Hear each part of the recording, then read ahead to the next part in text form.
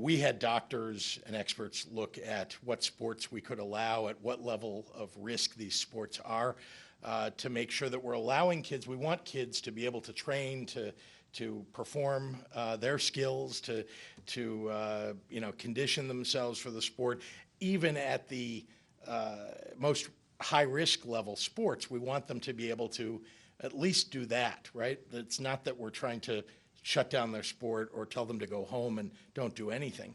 But there are medium-level risks and low-level risks, and those are areas where, in fact, those sports will be played in the fall here, in the winter.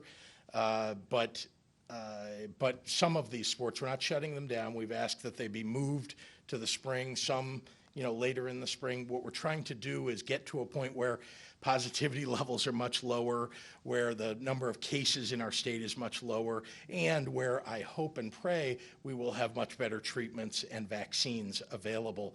So again, it's the high-risk sports where we've asked that there be limitations just for the time being. And again, the fact that the IHSA has a different opinion, I mean, I've known that for some time about different areas of sports. We have talked to them on a frequent basis, gotten their opinions about each one of these things.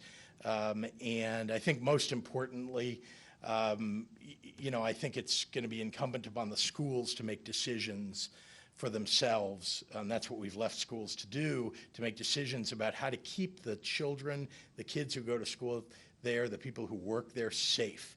And we're trying most of all to get kids back in school. We have 1.8 million children who are not in school every day in this state.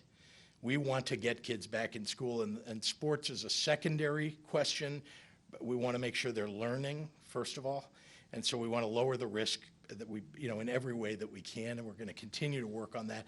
I finally will say that schools, I think, as I've said several times, will potentially be subject to some legal liability if something happens as a result of their playing a sport that, that we've issued guidance about that is, not congruous with what the school is operating under. And this will be the